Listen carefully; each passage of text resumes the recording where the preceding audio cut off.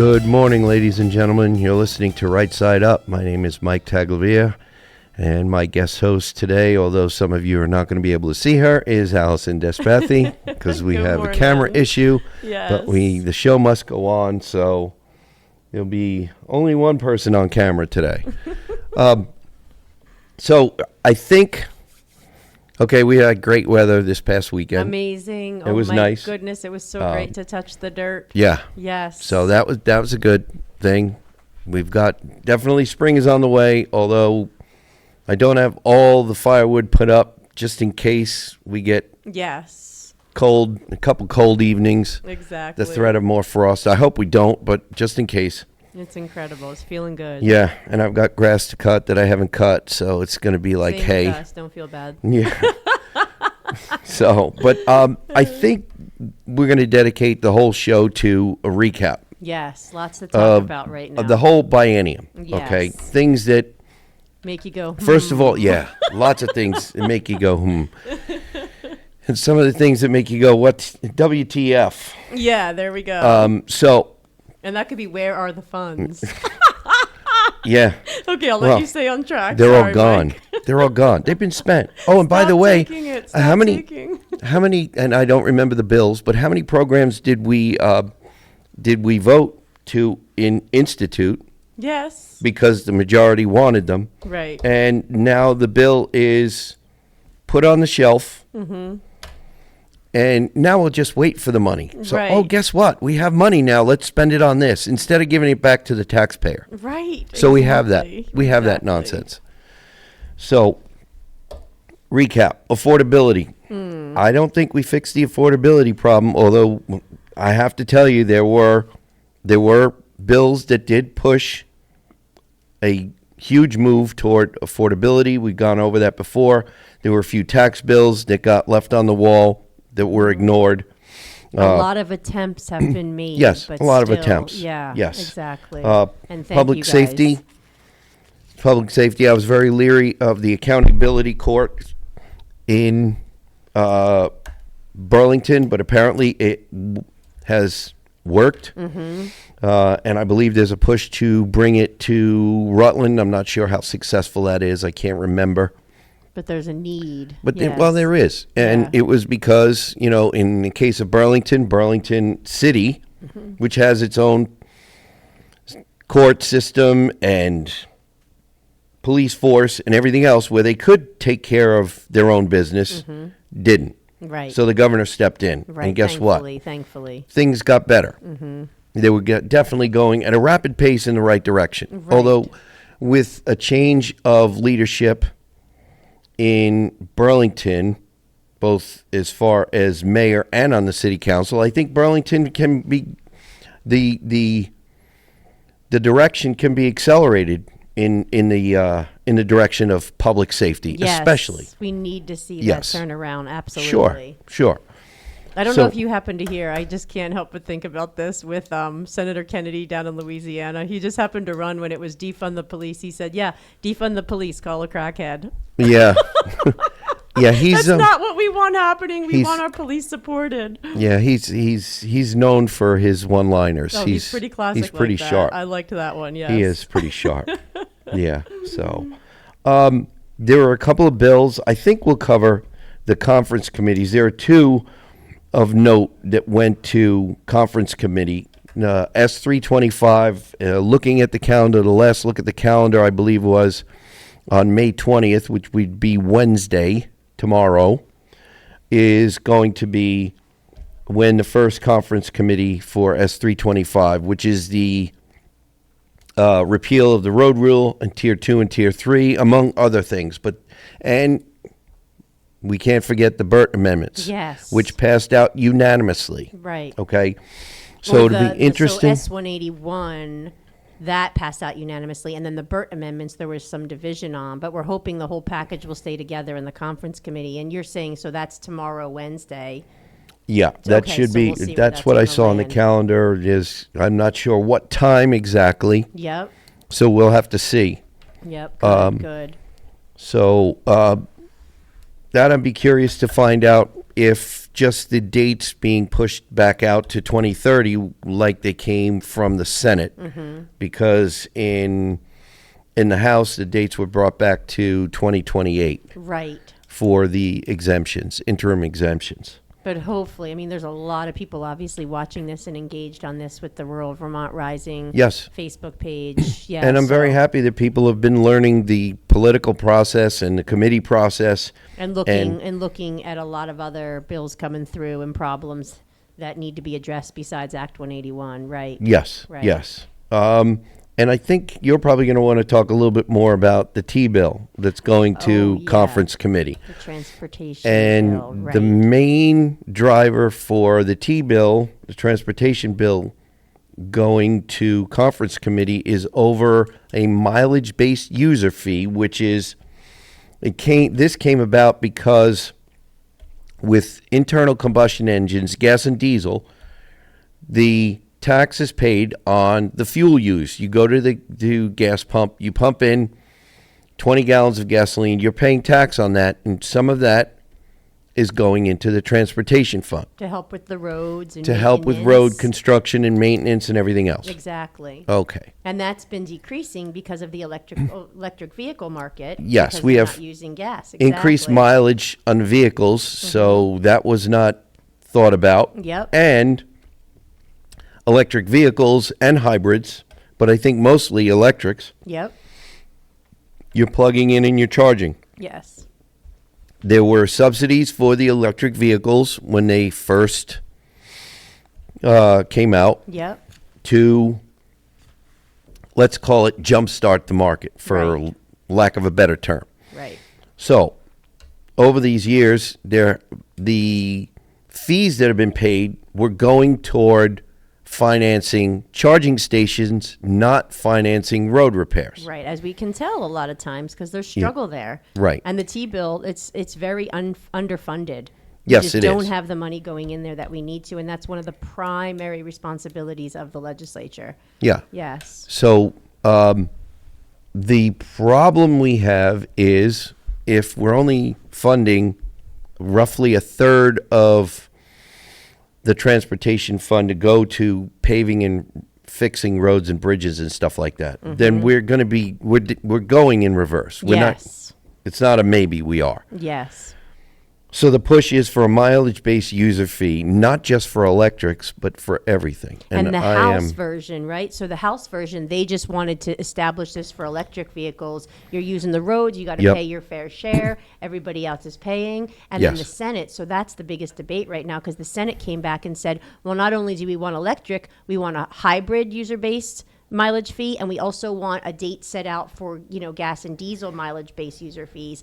And just think about the repercussions of that. Yeah. I mean, why should someone be tracking your mileage? To me, this is massive infringement from a freedom and privacy standpoint. And again, this is a big attack on rural Vermont. It is you definitely. live in a city, if you work from your house, if you can walk, if you can take public transportation, easily, It's- that's one thing. But then think about the rural impact. My husband drives, and many people drive 45 minutes to a job, an hour to a job. They're going to work, and now they're going to be punished more or have to pay more and be tracked on this just because they have to drive. Yeah. I mean, it's Well, an it's- invasion. It's an invasion of your privacy, but it also there are the vast majority of people who live in rural Vermont towns do not have the infrastructure either on the road that they live in to supply to be able to handle chargers in every home that people want to see an electric vehicle. Right. Forget the fact that there are a lot of people, including myself and I believe you too, who don't want an electric vehicle. Absolutely not. And I don't You want wanna- someone forcing that on me or making Right. me pay more because I can't use that in where I Right. live. Exactly. Setting aside the fact that people got a $7,500 subsidy in the beginning, and that subsidy was paid partially by people who couldn't afford to buy an electric vehicle, who were paying at the time $7,500 for a decent used car, and that's all they could afford. Exactly. Count me in there. And that's Right. what poor people were subsidizing. So you need People who could afford it. a minimum of a 200 amp service in your home, and most homes don't have that currently. So there would be a push for those upgrades. And how is that going to be? Oh, we're going to a subsidy. Yeah, we keep how- coming. From who? Say From this, us. repeat after me. Other people's money. Right. Okay. We don't have, I haven't found it. Now this is 2 years in. There is no money tree out behind the State House. So Right. where's the money going to come from? Right.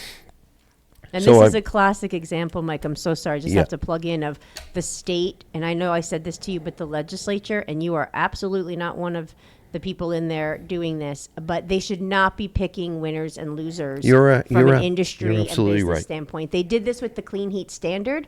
Oh, look, Yeah. look at, we're going to support and make sure that we're incentivizing everyone to go electric, and we're going to hurt the propane dealers and the heating fuel dealers and the people who rely on that for their heat. You don't pick winners and losers. No, and you're absolutely right. If the EV market by now hasn't taken off, it's not going to. And It's you not can't going force to. it, and you cannot force You it. can't. We have proof Exactly. now that you can't force it. We Right. have the absolute proof. We had a cold winter. And what kind of proof did we get of a cold winter? Mm-hmm. You can't charge vehicles outside. They won't charge at low temperatures, and we Sometimes saw they proof of that. explode. And then sometimes they explode or they burn up. Okay. right. So there are adverse effects to that. They're heavier. They're heavier. They Yep. do more damage to the roads. Mm-hmm. So we have a system that's working, petroleum-based gas, diesel. Okay? Regardless of what you think of it. Right. It's just that is the reality at this time. Yes. Exactly. But if we're going to have a market, let the market decide where it's going to yeah, go. create the even playing field, etc. And I Yeah. think you've said it before. It's like you guys can be the refs and make sure people That's aren't getting that's taken originally advantage what. of. Yes. Right.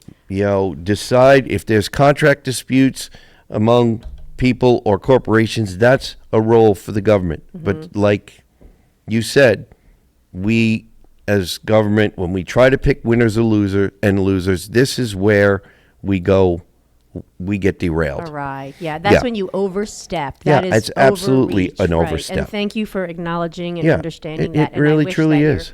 Your counterparts and colleagues would understand that. Well, please. I Yeah. think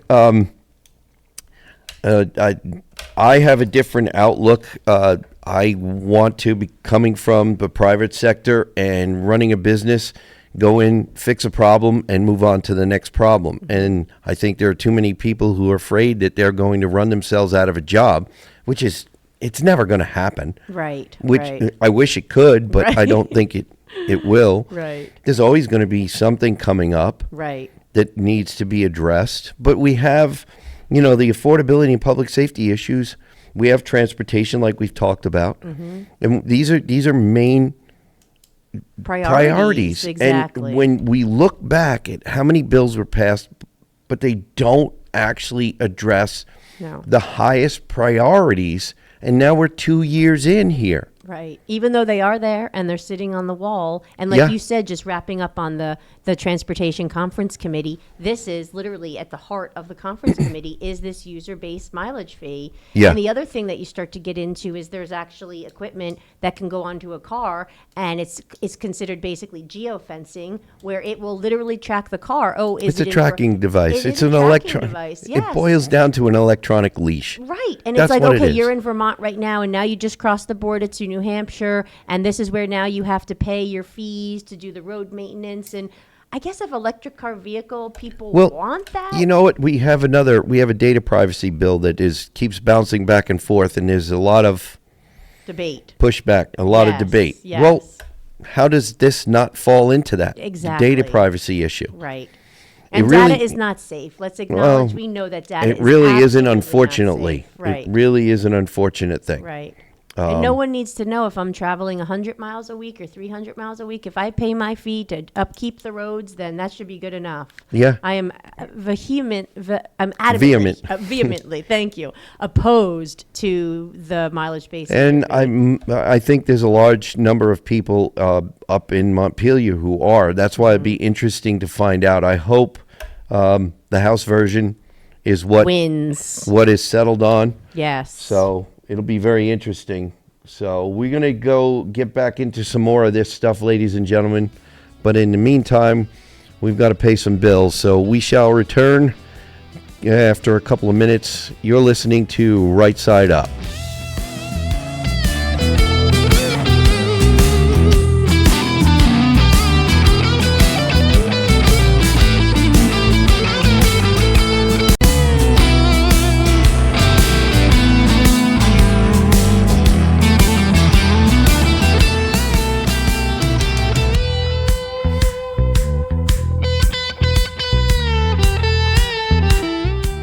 Welcome back, ladies and gentlemen. You're listening to Right Side Up. My name is Mike Taglavia. My co-host today is Allison Despathy. We've been just basically doing a recap of not just this session, but the whole biennium. Right. And some of the bills that are still in play. We're looking at possibly 1 or 2 weeks left. Mm-hmm. Rumor control has it that Friday will possibly be our last day. I really... I'm not seeing it. Time will tell. I'm not seeing it unless there's a plan to keep us in chamber, Hostage. Late into the evening for 3 or 4 evenings, which could be possibly part of the plan. I mean, it's one of the things that really has made me frustrated is the stonewalling and the slow walking of things instead of trying to hit the ground running. Both Januaries, this past January and last January, right, and even into February, it was kind of moving slow on the Ed bill and so many of the other priorities. And now it's just pure chaos trying to make stuff happen. But with all due respect, Mike, and I fully support you and your work, and I'm grateful for what you're doing in there. I cannot wait for you guys to go home. I feel like we are still being terrorized. And I tend to agree with you. Every day we're in session, we are potentially costing the taxpayer more money, and the taxpayers and residents of Vermont are potentially losing more of their freedoms. Right. That's just the way it is. And it's very frustrating. I mean, I can't only imagine what you are going through being in there, just with seeing a lot of answers on the wall not being taken up. So there's so much that really isn't being effectively dealt with. And that's just so painful. Yeah. Very painful to see. Yeah. So we can get back to the Ed bill, but H527, I know that's in Senate, right? Yeah, so we've talked about that and 710 a few times, and I just wanted to give an update. And this, to me, is back to what we were just talking about with winners and losers. Yeah. So I'll start with 710. 710 is a bill with respect to renewable energy generating facilities, and it's being sold as sort of, we're just changing the definition of what single plant means and what renewable energy facilities, where they can be located, what they can share or not share. Basically came out of the industrial solar siting. This is, yes, but in renewable energy in general, but this is a Renewable Energy Vermont bill. And the bottom line of this bill, it came from the House, the 3 Republican House Energy. 3 Republicans voted against it in committee. It was a little bit of a divide, in the House. But the bottom line is, this is completely encouraging expansion of industrial solar into our ag land and our forests, and incentivizing this because the renewable energy industry is heavily incentivized in Vermont from tax breaks that they get. They don't pay education property tax. So there's a lot sort of driving this. And the bottom line is they've not talked about preferred siting. Where should these be located? They call them sacrifice zones in communities. But why should you have this continual allowed expansion? How did they come up with the phrase sacrifice zones? So basically, it's this concept of, in your community, because we're pushing renewable energy, even though it's intermittent and unreliable, but pushing it and incentivizing it so heavy in Vermont with our renewable energy standard, they're saying, a community just has to decide, where are you going to have your sacrifice zone with all your, quote unquote renewable energy. And the problem is the communities a lot of times aren't even involved in this conversation. But now what this bill allows is a renewable energy developer, many times who are sold to private equity, getting tax breaks, at Vermonters' expense. They are now able to more easily, with this bill, expand into existing sites. Most solar fields, solar farms, solar plantations, I should say, are on ag land. So we're talking Right. about expanding into ag land. These bills never went to an ag committee because we have, dwindling numbers of Yeah. agricultural land happening there. These projects would not be happening unless they were incentivized with tax breaks the way they are right now. So this to me is highly, highly irresponsible language that Democratic leadership is pushing through without talking about site impacts, agricultural land impacts. Where do we want this stuff? One thing on a gravel pit, whole other ballgame on prime ag land. Well, and it's so frustrating. We keep coming up to Act 59. There's a push. There still is. Yep. The wording in Act 59 is that ag land will not be counted or shouldn't be counted in conserved land For the 30 by 30, 50 for by 30 by 50. 30, 50 by 50. Now we have H527 that is Pushing this. pushing with Well, this is the 710. discounting. This is 710, right? Oh, okay, right. so ag land is getting hit from everywhere, angle. every angle, every angle. If we were to see farmers get some of the subsidies and tax breaks that the industrial energy, solar yes. renewable energy is getting, then maybe some of those farms would be able to stay viable. 100%. I I'd much wish- rather see that be the case. I wish we had the makeup in the legislature where we could actually examine what's in statute now and say, wait a minute, these regulations have been the direct result of the reduction of loss of 500 farms since 2017. What were the 5 top regulations that did it? Right, right. And look at how do we either modify these regulations or eliminate them. Correct that to help the farmers. If Exactly. we believe in our farmers, if we believe that we need to be growing our own food, then we need to be looking at giving, like you just said, leveling the playing field, making it so that there is not an unfair advantage They can be successful. for prime ag soil, for a solar installation or a wind installation. Right. How about those things on 4 legs that make milk? Yes. What about that? And that what about tastes yummy as a steak. Yeah, right. What about the ones that they make a great steak or make a great burger? Exactly. Okay. And it's local. My goodness. Local and here we go. We can go off on a tangent here. They're not bad for the environment. Oh my gosh, they're amazing for the environment. Right. Exactly. So we can one of these days soon we need to deal with Carbon.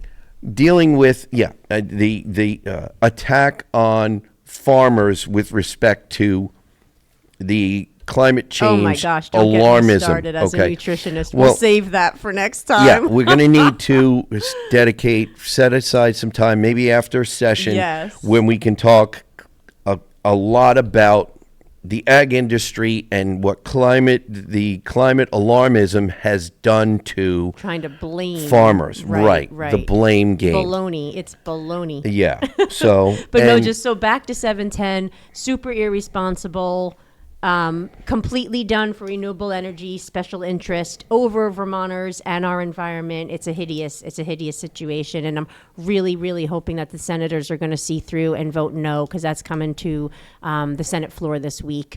And then the other Okay. one, 527, and this is very, very upsetting to me, and I'll try not to get emotional about it, but we had, as I've mentioned on here before, incredible testimony in House Energy about the problems with telecom siting and the fact Okay, that you so- don't put okay. a cell tower 300 feet, 500 feet next to somebody's home with Right. kids. Families are not going to stand for that So when this- we allow 10 to 100 times greater levels of radio frequency radiation than any other country. And you know what, Mike? I just want to say straight that we all use our phones. We're all completely reliant on this tech. Yes. No problem. That's a reality. But we can put this stuff in the right place. So you're talking 527 basically is what should be in your mind, and I believe in my mind, the 248A Section Section. 248A for the Public Utility Commission. It needs to go away. And, And this this stuff is in needs 24 VSA section 248, subsection 248. Is that correct? 248A, yes, in Yes, Title okay. 10. Yep.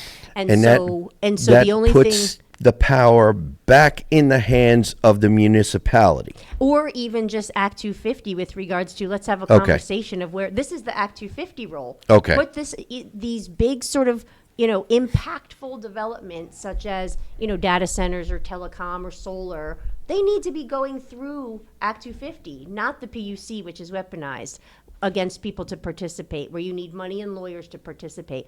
But the bottom line with 527 is all the problems with participation for neighbors, for municipalities, for these being sited too close to homes, it all came to the table. And I just want to say, bottom line, Chair Kathleen James of the House Energy Committee, as she said, we've had extensive testimony and we can't take any more time on this. We can't take any more time. The Senate will fix it. That's not how it should work. No, you that's do a good job, really- you do a proper job. And I just want to say, Mike, the last thing, and I know I'm sort of getting worked up here and I apologize, but I just want to say what was a priority to her to not be responsible and do this bill properly before passing it to the Senate to try to fix was 740 greenhouse gas inventory, which is basically let's lay the foundation for carbon taxes for Vermonters. This was her priority. And then 710, let's give the renewable energy developers a leg up here in Vermont, a bigger leg up here. Those were her priorities over dealing with this well-known, every committee member acknowledged there's a problem. And then just to tell you, because this is the sort of update, is it went to the Senate and they passed it back and forth between some committees. But basically, Senate Finance just voted it out. And you know what they did? They didn't fix it at all. They stripped it back and they said, basically, they messed with the House version, which attempted to fix something but didn't. And they said, well, we're just going to revisit this in 3 years. And I just want to tell you, for the past more than a decade, they keep saying we're going to revisit this in 3 years, and it doesn't get dealt with. Yeah. So highly, highly irresponsible, direct impacts to Vermonters that could easily be dealt with. Let's put the stuff in the right place, not on top of people's homes. And the last thing I want to say so people understand the significance of this is you're not allowed to talk about the health effects of this stuff because it's federally preempted by the 1996 Telecom Act. Okay. Everybody knows there's problems. Department of Public Service, Public Utility Commission, all of the representatives and senators in these committees were like, wow, why are we being muzzled and we can't talk about this stuff? And they say, oh, well, we're preempt.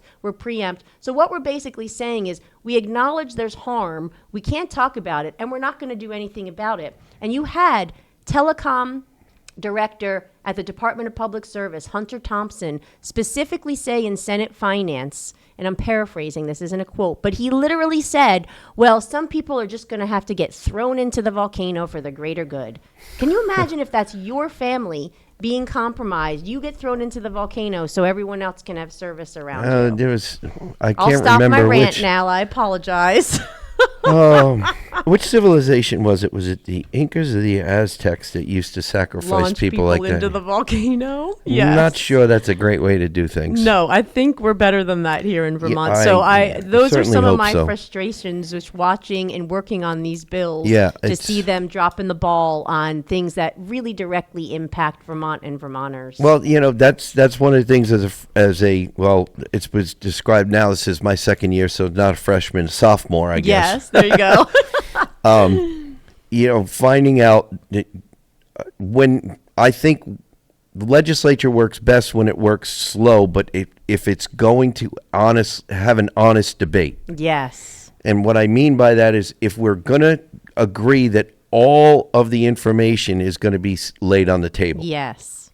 And that's not what we always get. Right. And when, people say, last election cycle, we took a huge step toward balance. Mm-hmm. I said a huge step toward balance. We don't really have balance. but Definitely not There are a yet. number of us who have worked very hard, even though we don't have the balance. And we've made some strides in the right direction. We really Yes, have. Thank God. But don't let your guard down. I'm very happy for the involvement of the people on Rural Vermont Rising. Yes. You yes, okay? You got it. The 181 Facebook page that is transformed, and it's concentrating on rural Vermont issues, 66 to 69% of the state, okay? In 181, roughly 3% of the state got a good deal.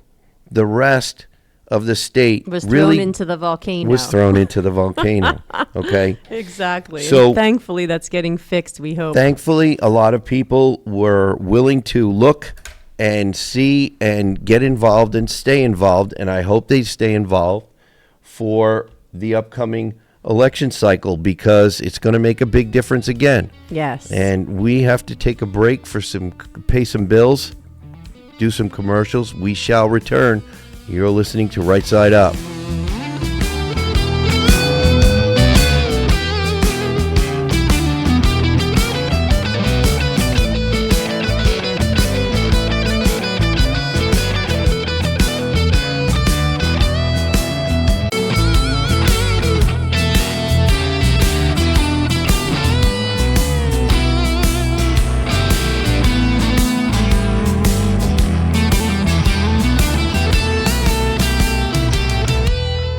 Welcome back, ladies and gentlemen. You're listening to Right Side Up. My name is Mike Taglavier. My co-host today is Allison Despathy. Before we get back into our discussion, if for some reason you're unable to catch us on the radio, WNTK, go to WNTK.com, find the podcast button, click on it, and you'll be able to scroll down to Right Side Up and any number of our shows that you can listen to any time of the day or night. You can find us on Podbean. You can find us on 802 Scoop Facebook. You can find us on 802 Scoop YouTube.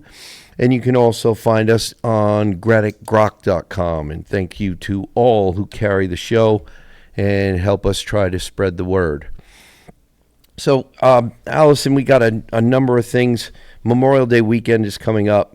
So, yes, definitely. number one, I want to wish everyone a safe and happy holiday weekend, but let's not forget what Memorial Day is all about. So if there's a service that you can attend honoring those who have served this country, please maybe think Yes. about stopping by and helping to pay your respects to all who gave it all. Yes, absolutely. So Very, very grateful indeed. yes.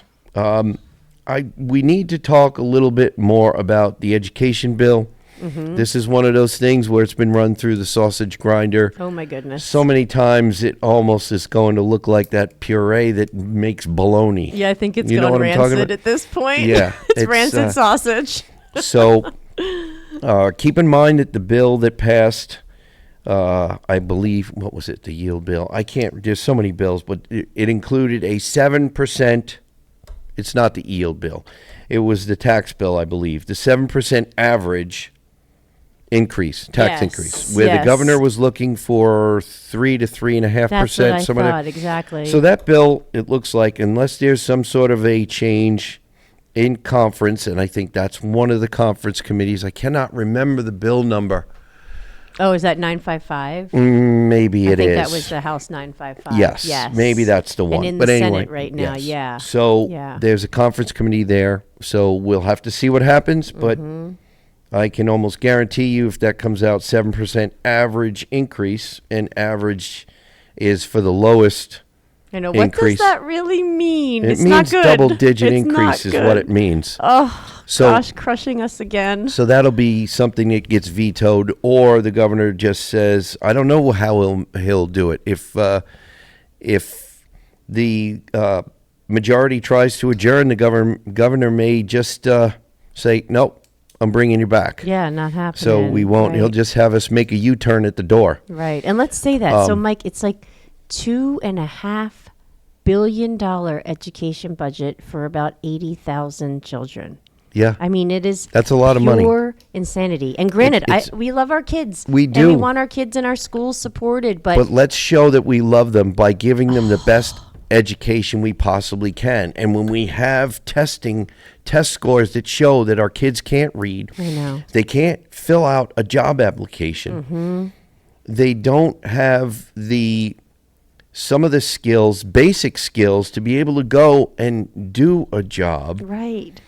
then for some reason there are things that we know have to be fixed. So why are we not more willing to address them? Right, and we want to support the children, the Yes. students, and the taxpayers.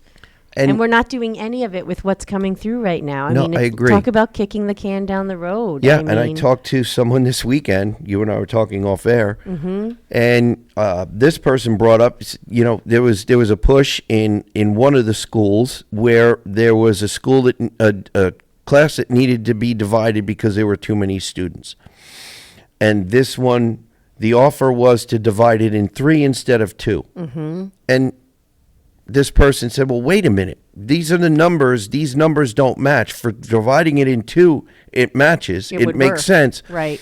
In 3, just adds too much administration. Right.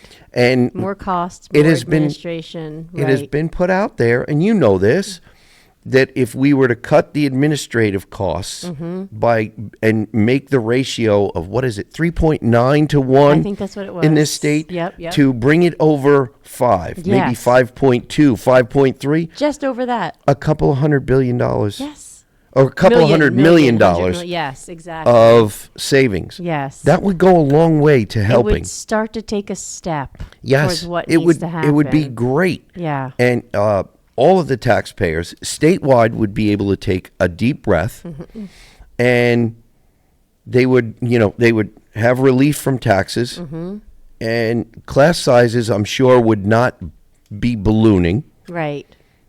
So it's just a very good safe step in the right direction. Then we But I have also have to just say real quick, Mike, and you and I talk about this all the time, is there have not been resolved issues on education for decades. that's correct. And why is this the case? And how many studies have we done for those decades? Oh Over my, 40. and how much money has been spent, and we are declining academically. We all know this. We've heard Yeah. it multiple times.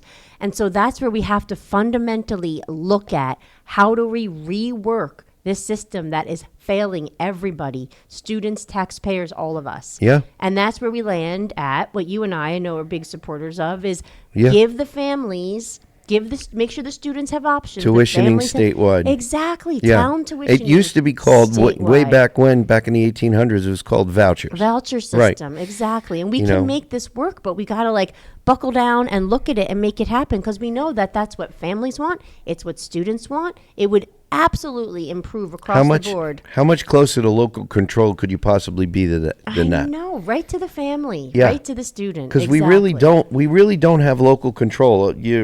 Your school board or everybody in your district votes on whatever the budget is. And that might be what, 15 to 20% that they have control over? Very I think very that's little. right You're there. correct. Yeah. But that bill, just say for instance in one of my towns, if they come up with an average of $12,000 to $13,000 per student, whatever Mm-hmm. it is, whatever the budget works out to be.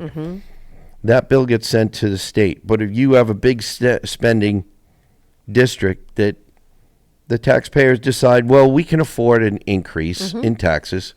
We want to fund a football stadium or a swimming pool A new or school. or a new school. Well, Right. we're just going to send the bill to the state because know. it's just going to get averaged. And figure it out, guys. So my frugal districts Mm-hmm. are getting billed for part of the district who says, the heck with it. It's We're just spending. an average, so we're going to spend. Right. That's It's so flawed. It's so flawed. So it's really a false sense of local control. It's a false sense of money. Yeah. It's a false sense of we've got money, and we're all like, no, Yeah. we don't have money. And I don't know about you, but I believe that if we had more local control, these school districts could differentiate themselves from each other. Yes. And that would be the draw Right. for, okay, guess what? Our school is full.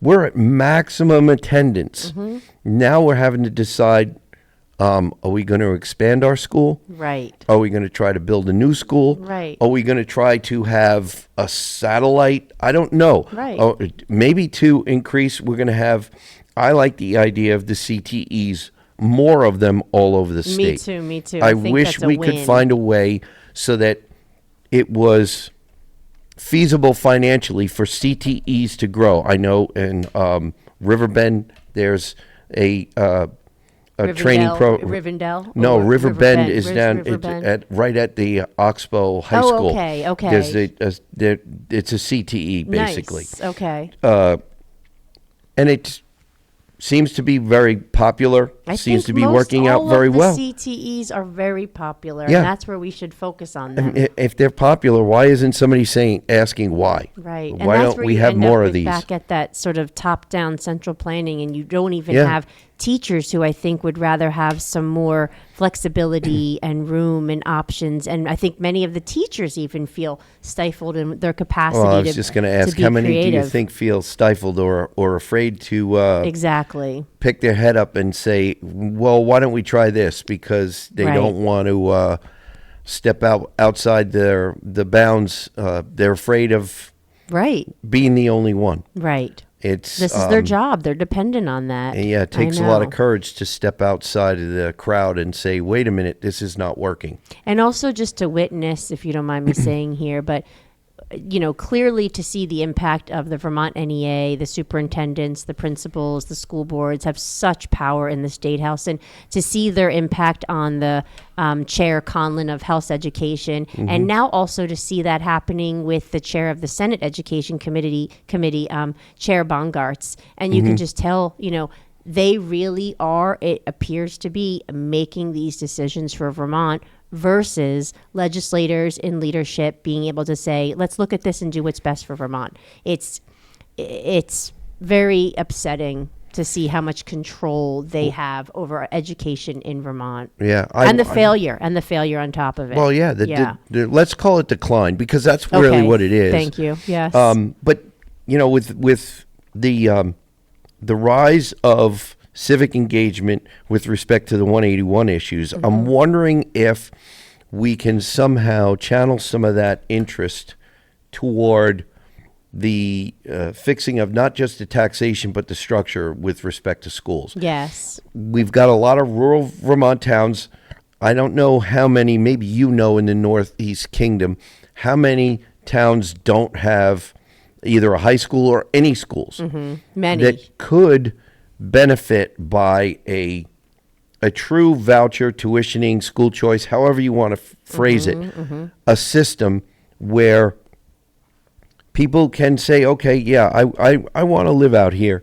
And, some people say, oh, out in the middle of nowhere. It's really not in the middle of nowhere anymore. Right. It really, truly many of our isn't. schools out in the kingdom do Yeah. have choice, at least for high school. And Right. I just want to mention, I think maybe I've talked about, I'm not sure, Kirby. Kirby is a non-operational district town, meaning they have no schools. Right. And families love it. They flock to it. If something goes on the market, it gets eaten up quick. Really? Because parents want the choice for their kids, right? Well, and there's a lot of good schools around So there. if we were to we were talking about this off air also.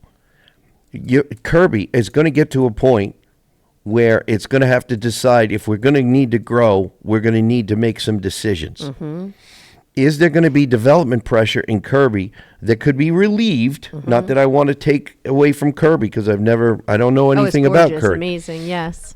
If we have those choices in the three adjoining towns, now you have the development pressure lessened. Evenly It's spread through. It's spread over. Exactly. So if we want slow growth but statewide, why is that not a good idea? It's going to help from a development standpoint, I think from a so. tax standpoint, from an education of our children standpoint. I'm trying to figure out why this is. If the dumb fool guy who's sitting in the legislature, if I can figure that out, why aren't other people figuring it out? Well, I think people are, and there just has to be that, that political will in the State House to Yeah. make that happen. And you're I guess bumping so. up against the Vermont NEA, and we know what that's like. So Yeah, well, Yeah. and I know there are a lot of people. People don't like change. When Right. you talk about change, a lot of people get very skittish. yes, They, what's that going to look like? I'm not crazy about the system I have, but at least the devil I'm know. comfortable with Yeah, it. right. I'm comfortable being uncomfortable But I don't at think this people point. are comfortable with their taxes increasing in No, the way well, that they have been. I mean, The exodus is going to get exaggerated if we don't find some solutions, but quick. Exactly. And that's so as you had started off with this segment here, there's going to most likely be a conference committee for. Yeah, that's it. There was last session. I can't see the the two bills coming out very close. So it's going to be conference And then the committee, and governor then will again, probably veto. yeah. So Right. we're looking at possibly this Friday being the end of session. I don't see it. I don't see Right, it. right. Unless we're going to have really late nights. So I guess I'm going to need to remember to bring a sleeping bag. Yes, exactly.